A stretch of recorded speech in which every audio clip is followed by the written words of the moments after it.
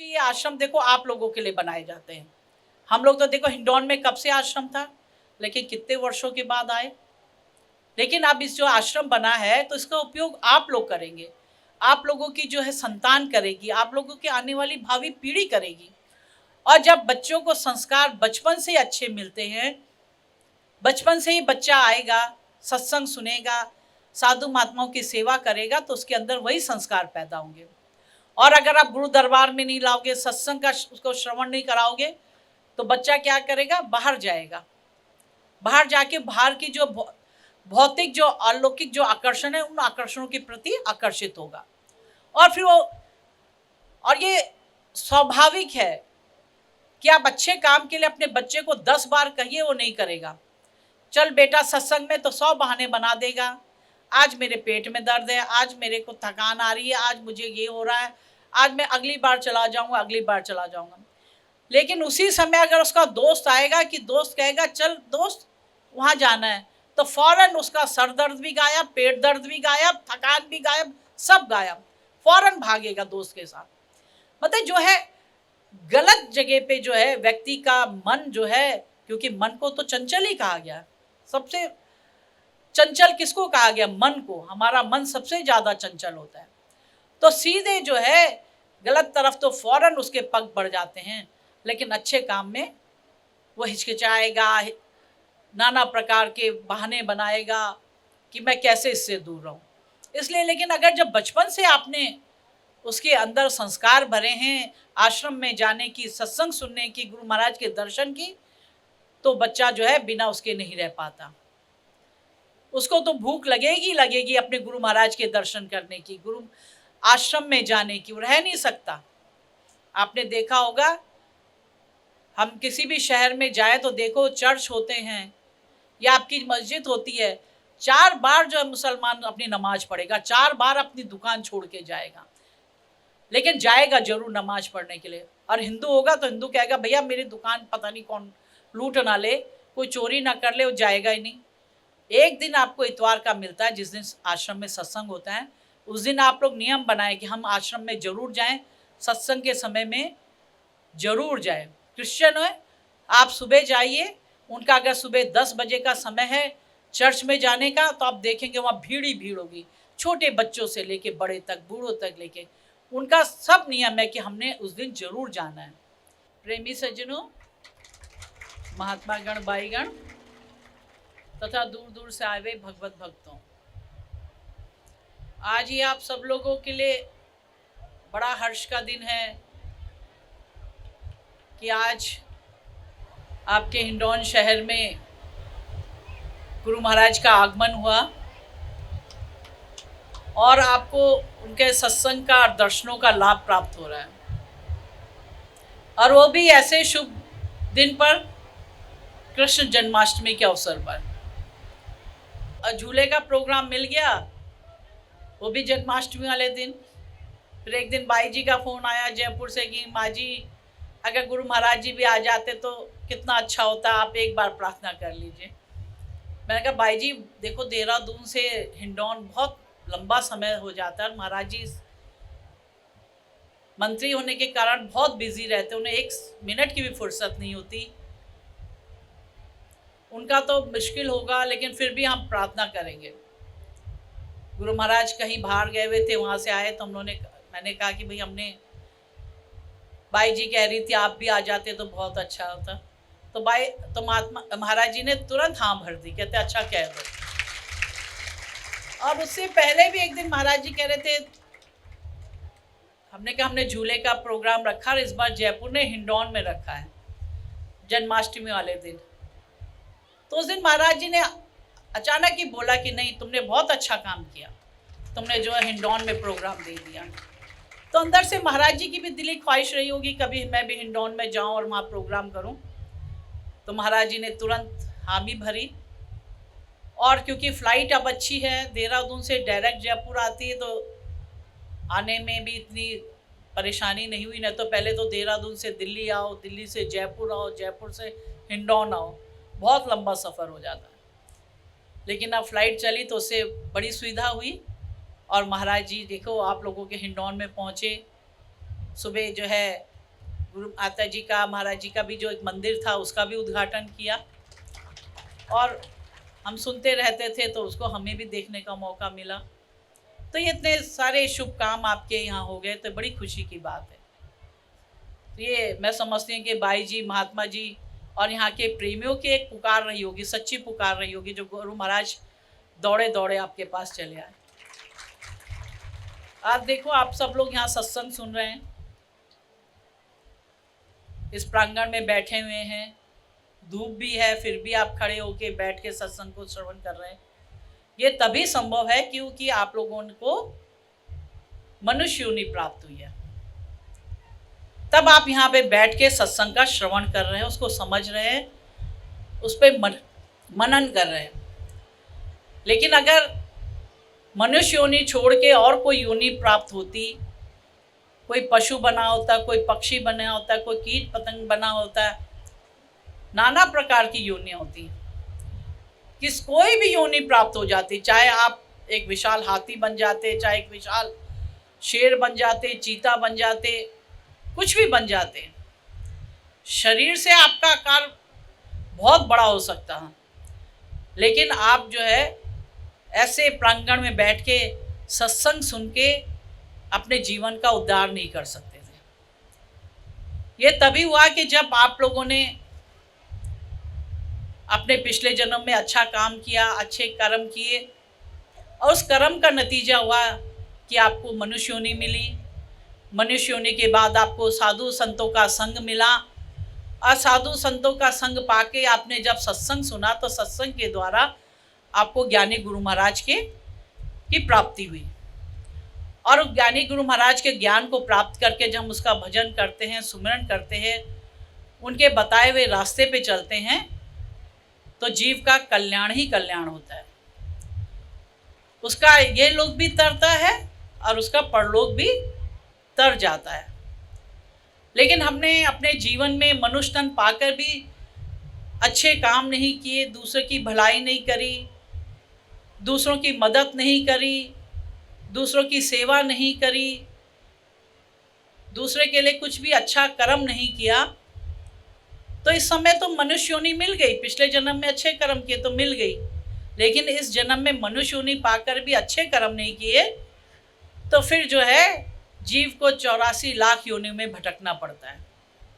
और फिर जो जितने तरह की हम अपने इस संसार में, इस धरातल पे, इस भूमि पे कितनी प्रकार की योनियां को देखने को मिलते हैं। ऐसी ऐसी अभी योनियां हैं कि कितनी योनियों को तो आप लोगों ने देखा भी नहीं होगा। इतने प्रकार के जानवर, इतने प्रकार के पशु पक्षी, कीट पतंगे होते हैं, कीड़े मकोड़े होते हैं कि कईयों को तो आपने देखा भी नहीं होगा अभी तक। तो उन सब को भ्रमण करते करते करते आदमी जो है ये मनुष्य तन को पाया है, तो इस मनुष्य शरीर को पाके आप लोग भी ज्ञान को प्राप्त करके, इस ज्ञान की प्राप्ति करके अपने जीवन का उद्धार करेंगे और परम पद को प्राप्त करेंगे। आज कई लोग ऐसे भी हैं संसार में, कई जीव ऐसे भी हैं जो कहते हैं जी क्या होता है, हम तो नहीं मानते।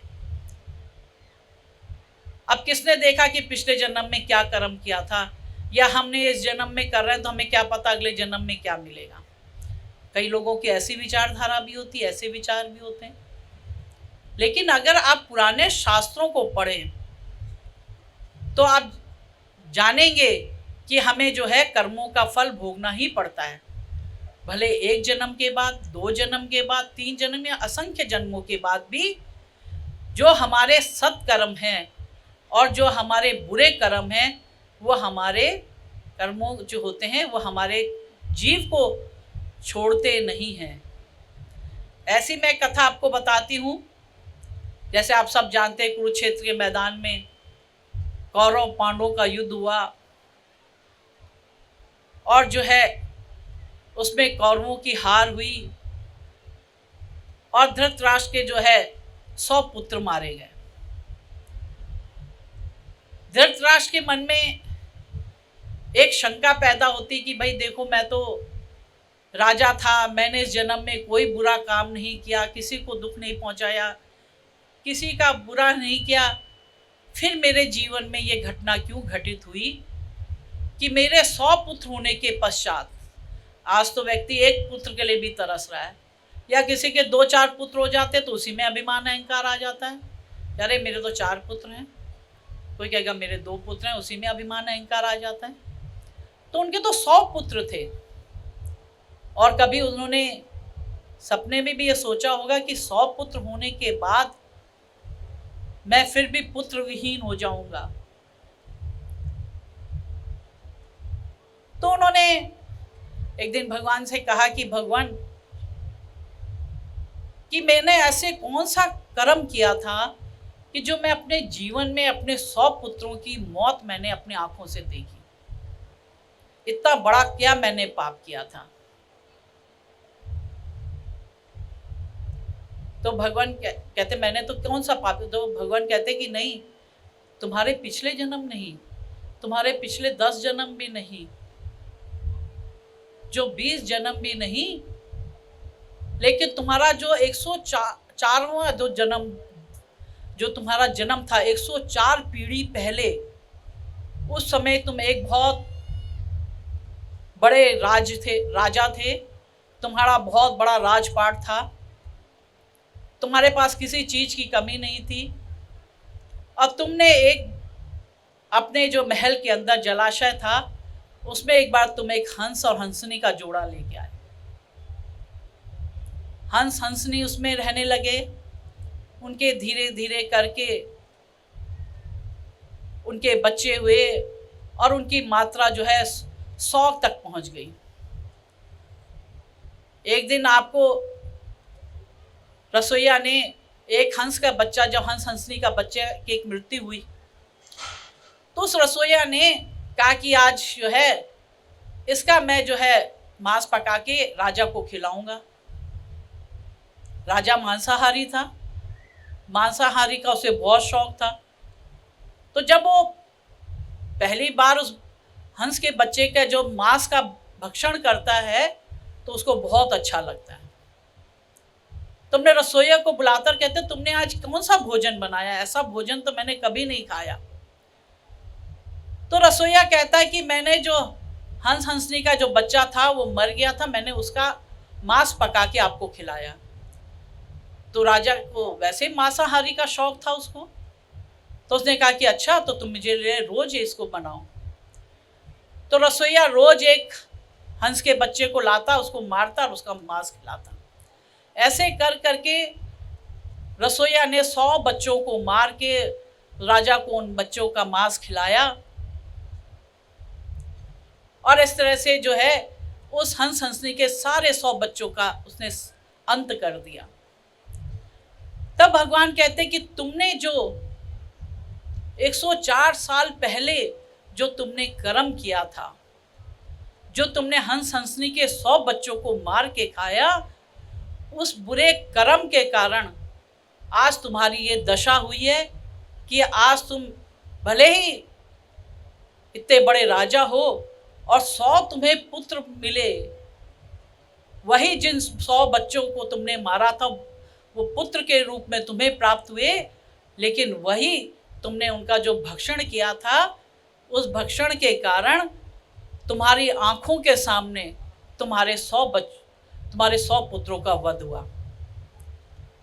तो इस कथा से हमें पता चलता है कि किस तरह से चाहे हम कोई भी बुरा कर्म करेंगे, किसी की चोरी करी, किसी का डाका डाला, किसी का बुरा व्यवहार किया, कुछ भी हम करेंगे, किसी को धोखा दिया, तो सब हमको भुगतना पड़ेगा।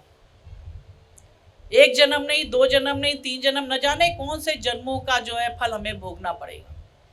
और इसी तरह से अगर हम अच्छे अपने कर्म करते हैं, इस मनुष्य जीव को पाकर अच्छे कर्म करेंगे, किसी की सहायता करेंगे, किसी की मदद करेंगे, किसी का भला करेंगे, किसी के दुख दर्द में उसका काम आएंगे, तो वही अच्छे कर्म हमारे जीवन में संचित होते रहते हैं और उन फलों का हम जो है भोग कर लेते हैं। और उसी का परिणाम है कि आज आपका ही देखते हैं कि कई लोग जो है बड़ी शानदार ज़िंदगी जी रहे हैं, और कुछ लोग जो है कुछ कर्म करने के पश्चात भी 2 रोटी पाना भी उनके लिए मुश्किल हो जाता है। क्योंकि ये सब कर्मों का ही लेखा जोखा है। जैसे कर्म करेंगे वैसे ही फल की हमें प्राप्ति होगी। इसीलिए हमेशा किसी को धोखा मत दो, किसी के साथ गद्दारी मत करो। आज तो कलिकाल है, लोग अपने एक दूसरे को, चाहे परिवार हो चाहे मित्र हो कोई भी हो, किसी को भी धोखा देने में भी पल मात्र का भी जो है समय नहीं गवाते हैं। इसलिए जो हम भी करेंगे, किसी के साथ भी करेंगे, उसका हमें बुरा परिणाम भोगना पड़ेगा। ऐसे भीष्म पितामह के बारे में भी आता है कि भाई भीष्म पितामह बाणों की शैया में लेटे थे, मौत नहीं आ रही थी। जब भगवान श्री कृष्ण उनके पास जाते हैं तो यही कहते कि भगवान, मैंने ऐसा कौन सा पाप किया था जो कि मेरा जो अंत है इस बाणों की शैया के ऊपर हो रहा है और मौत भी मुझे नहीं आ रही है। तब भगवान श्री कृष्ण यही कहते हैं कि आज से 100 वर्ष पूर्व जब तुम एक राजा थे, तुम अपनी बग्गी में से जा रहे थे, तुम्हारे सामने एक सांप आया और तुमने अपने बाण निकाल के उस सांप को बाण से हटा के जो आपने दूर फेंका, और वो सांप जो था एक जो है कटीली झाड़ी के ऊपर गिरा और असंख्य जो उसके कांटे थे उस सांप के पूरे शरीर में जो है बिध गए। और क्योंकि धीरे धीरे जब सांप का खून रिसाव होता रहा, खून बहता रहा, और जब उसका पूरा खून बह गया तब उसके प्राणों का अंत हुआ। तो भीष्म पितामह से कहते कि तुमने जो है 100 वर्ष पूर्व जो कर्म किया था उस कर्मों की सजा अब आपको मिल रही है कि आपके साथ भी वही हुआ जो आपने सांप के साथ किया था।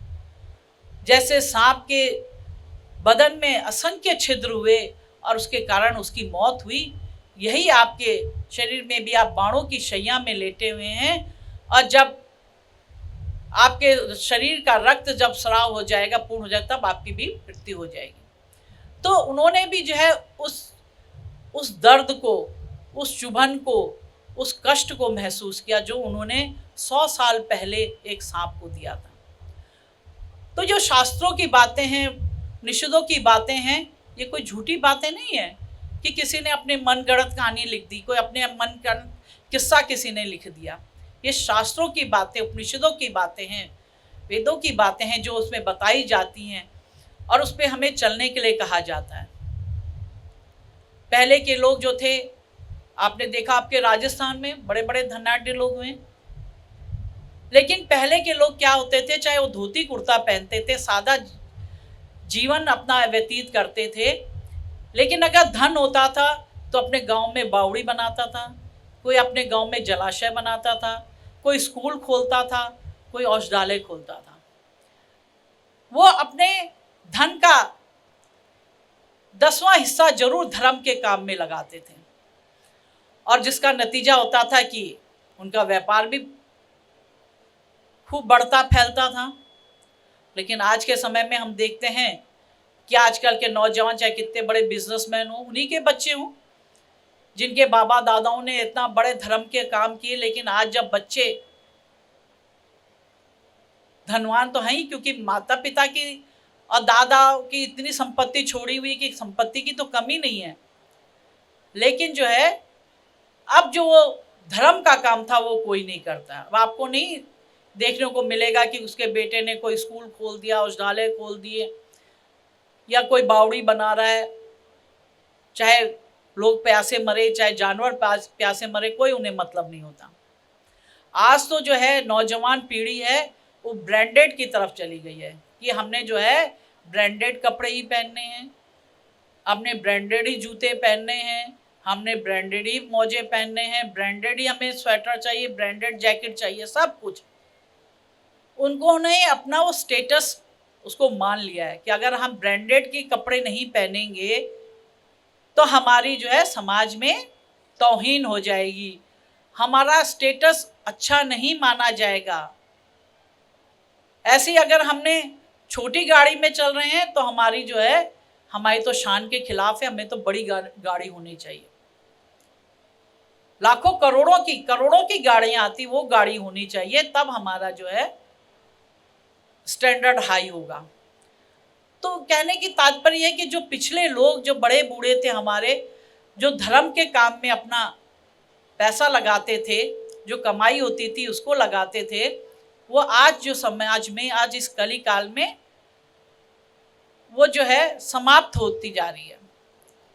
लोग धर्म के काम में खर्च ना करके अपने ऊपर खर्च करेंगे, अपने कपड़ों पे, अपने गाड़ी पे, अपने घर पे, सब पे अपना खर्च करेंगे। लेकिन अगर बाई जी, महात्मा जी चले जाएंगे कि प्रोग्राम हो रहा है उसके लिए सेवा देनी है, तो मैंने तो कितने कितने ऐसे धनाढ्य सेठ भी देखे हैं, खूब व्यापार फल रहा है, खूब जो है हर साल नई नई गाड़ियां बदली जा रही हैं। लेकिन जब बाई जी, महात्मा जी पहुंचेंगे या उनसे पूछो भाई कैसा तुम्हारा काम चला, अरे माता जी इस साल तो बहुत बहुत घाटा हो गया, अच्छा नहीं चला। वो सोचते शायद कहीं माता जी किसी आश्रम के लिए ना मांग लें कि यहाँ सर रसीद कटा लो। तो मैं कहती भाई तुम हर साल तो तुम गाड़ी खरीद रहे हो, हर साल तो तुम्हारे जो है किसी चीज में कमी नहीं हो रही, लेकिन जब दरबार में सेवा करनी होती तो सब कंजूसी छा जाती है। हमने ऐसे ऐसे भी अपने भक्त देखे हैं कि जो अपने समय में, जो उनके पास इतनी धन दौलत नहीं थी, इतना बड़े व्यापार नहीं था, लेकिन तब भी उन्होंने गुरु महाराज की सेवा करी, गुरु दरबार की सेवा करी। आज हम स्वयं देखते हैं कि आज उनका जो है बिजनेस है कई 100 गुना बढ़ चुका है। जिनके घर अपने घर नहीं थे, आज उनके घर दो दो जो है मकान हो गए, दो दो फ्लैट हो गए, दो दो फैक्ट्रियां हो गई हैं। ऐसे ऐसे भक्त भी हमने आज के इस कलिकाल में भी देखे हैं। तो इसलिए जो है कभी भी सेवा से मुंह नहीं चुराना चाहिए। बाई जी आए, महात्मा जी आए, तो कभी ये नहीं कहना बाई जी, महात्मा जी हमारा तो काम ही नहीं चल रहा, हमारा तो बिजनेस ही नहीं चल रहा। क्योंकि क्या है, ना जाने कब सरस्वती तुम्हारे मुंह में बैठ जाए, और जब कहोगे हमारा तो बिजनेस नहीं चल रहा, हमारा तो धंधा नहीं चल रहा, तो पता चला सरस्वती उसी समय बैठी तो जो बना बनाया धंधा भी वो भी चौपट हो गया। इसलिए जितनी हो सके, जिसके पास धन है धन से सेवा करे, धन नहीं है तो तन तो है आपके पास, तन तो दिया है भगवान ने आपको, तन से हम कर सकते हैं। आज कितने आश्रम होते हैं, वहाँ के प्रेमी भक्त जो है रेत उठा के, सीमेंट उठा के, ईंट उठा के उन्होंने अपने आश्रमों के लेंटर डाले। जब हम जाते तो बाई जी बताते सब प्रेमी, हमारे पास इतना प्रेमी नहीं है, इतनी सेवा नहीं है, लेकिन सब प्रेमियों ने जो है इसमें तन की सेवा करी। रेड़ जो है, रोड़ी है, पत्थर है, चूना है, सीमेंट है, ईंटा है, हमने लेंटर पड़ा तो सब बाहर के मजदूर नहीं बुलाए, सब प्रेमियों ने मिलके जो है लेंटर डाला। तो ये बात है, ये मन में होना चाहिए।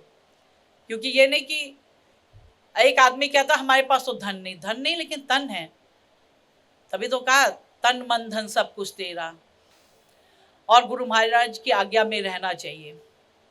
देखो हमने थोड़ा सा अगर किसी को धोखा दिया तो उसका कर्मों का फल भोगना पड़ता है। और गुरु दरबार में आके गुरु महाराज को धोखा दोगे तो बताओ कभी मुक्ति मिल सकती है? वो व्यक्ति तो त्रिशंकु की तरह हमेशा लटका रहता है, उसकी कोई मुक्ति नहीं होती। ना वो धरा में वापस आ सकता है, ना वो परलोक में जा सकता है। वो त्रिशंकु की तरह हमेशा पीढ़ी दर पीढ़ी वो उसी तरह लटका रहता है।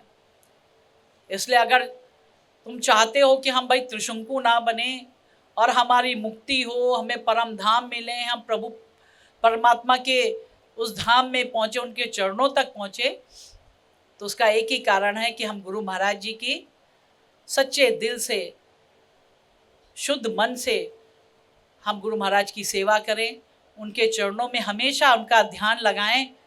जो शिष्य का ध्यान हमेशा अपने गुरु महाराज की चरणों की तरफ रहता है, वो शिष्य कभी नहीं भटक सकता।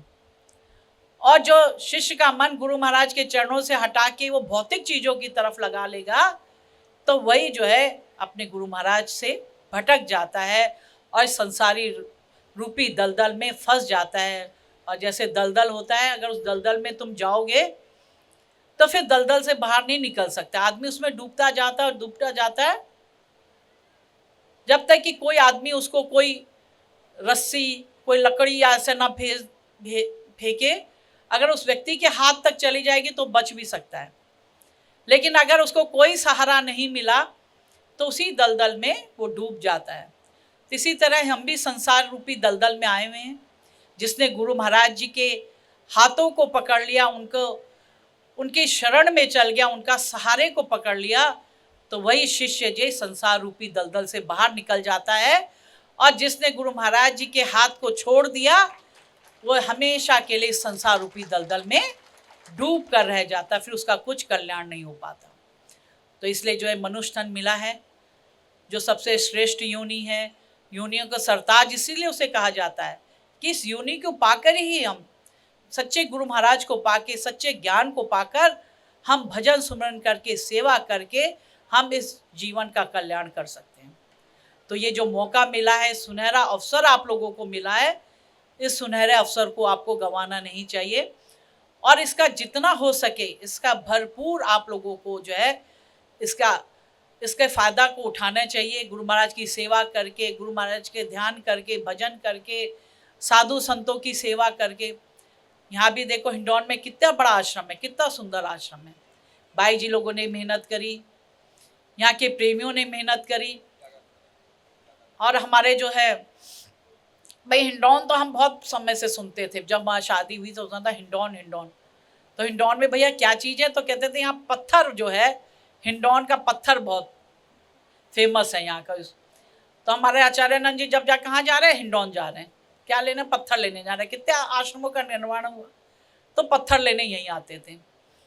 त्यागानंद जी थे उस समय, तो कई बार उन्होंने प्रार्थना करी कि माँ जी हिंडौन आ जाइए, हिंडौन आ जाइए, लेकिन समय नहीं मिल पाया। लेकिन आज हम आए हैं तो निश्चित रूप से उनकी आत्मा भी बहुत प्रसन्न हो रही होगी कि आज इस हिंडौन में महाराज जी हम लोग यहाँ पे पधारे। इतना सुंदर यहाँ पे ये प्रोग्राम हो रखा है और बाई जी ने भी भंडारे में कोई कमी नहीं कर रखी, खूब मालपुए, खीर, सब कुछ बना रखा आप लोगों के लिए। यहाँ के लोगों तो, राजस्थान के लोगों को तो कुछ ना दो, मालपुआ और खीर जरूर मिलना चाहिए। अगर खीर और मालपुआ मिल जाए तो कहेंगे भाई जी बहुत अच्छा प्रोग्राम हुआ, भाई जी बहुत अच्छा प्रोग्राम हुआ। और अगर भाई जी कहेंगे अगर खीर मालपुआ नहीं बनाया तो कहेंगे भाई जी प्रोग्राम तो ठीक था लेकिन खीर और मालपुए तो मिले नहीं। तो आप लोगों के लिए खीर मालपुए बनाए, खूब भरपेट खाना। वैसे तो आज जन्माष्टमी, लेकिन एक टाइम तो खा सकते हो, तो एक टाइम खा लेना, फिर चाहे वैसे ही मालपुए खा लोगे तो इतना पेट भर जाएगा कि रात को खाने की जरूरत भी नहीं पड़ेगी। तो खूब भंडारा लें, जैसे महाराज जी ने कहा दर्शन होंगे, दर्शनों का आप लाइन से उसका दर्शन भी करें, भंडारा भी बड़े आराम से खाएं। भंडारे की कोई कमी नहीं है, ख़त्म नहीं होने वाला। गुरु दरबार का भंडारा कभी समाप्त नहीं होता, वो निरंतर बढ़ता रहता है। कल ही रात बाई जी कह रही थी, अब भाई हमने तो सोचा था 200 लोग ही आएंगे रात को, लेकिन 800 से 1000 आदमी आ गए, लेकिन उतने भंडारे में सबको खाना पूरा हो गया। तो ये बरकत होती है, जब सच्चे मन से आदमी कर्म करता है तो ईश्वर भी वहाँ पे, गुरु महाराज जी भी वहाँ बरकत ही बरकत करते हैं। कितने हमारे प्रोग्राम होते हैं, कितने इलाहाबाद का कुंभ हुआ, वहाँ के जितनी पब्लिक आ गई, बाई जी कह रहे हमारा जितना राशन था वो राशन ख़त्म ही नहीं हुआ, बढ़ता ही गया बढ़ता ही गया। तो ये होती बरकत। तो आपने, क्योंकि आप लोगों ने भी सेवा करी, आपकी सेवा भी इसमें लगी है, आगे भी आप लोगों को करते जाना है। अभी राजस्थान में जो है अजमेर में भी आश्रम बन रहा है, तो वहाँ इतने प्रेमी नहीं है, लेकिन जो है सारे राजस्थान के प्रेमियों का, बाई महात्मा का ही कर्तव्य होना चाहिए कि राजस्थान में, क्योंकि आपके यहाँ आश्रमों की वृद्धि हो रही है, तो यहाँ पे जहाँ जहाँ भी आश्रम बने, सवाई माधोपुर में बहुत बड़ी ज़मीन ली है हम लोग, उसको भी बनाना होगा, तो उसको भी आप लोग उसमें सब लोग अपनी सेवा करें। और बूंद बूंद से ही जो है पात्र भरता है।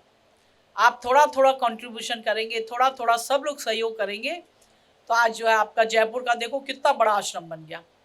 जयपुर में पहले इतने प्रेमी नहीं थे, लेकिन महात्मा जी ने जो है प्रयास किया और जो है प्रयास का फल या नतीजा ये हुआ, और वहाँ के जितने छोटे प्रेमी थे उन्होंने भी सबने सहयोग किया।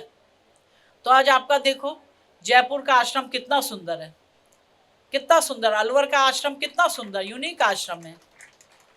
ऐसा आश्रम पूरे इंडिया में आपको नहीं मिलेगा। षटकोण वहाँ का सत्संग हॉल है, षटकोण वहाँ रहने की है, सुंदर आश्रम बना हुआ है।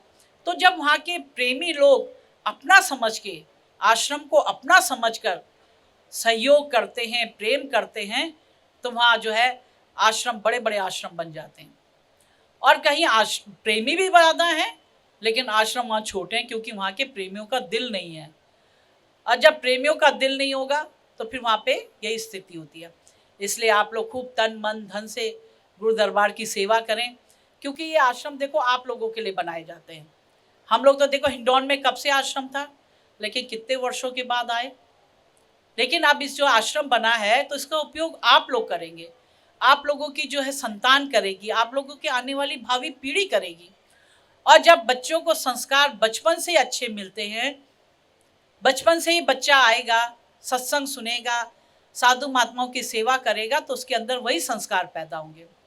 और अगर आप गुरु दरबार में नहीं लाओगे, सत्संग का उसको श्रवण नहीं कराओगे, तो बच्चा क्या करेगा, बाहर जाएगा।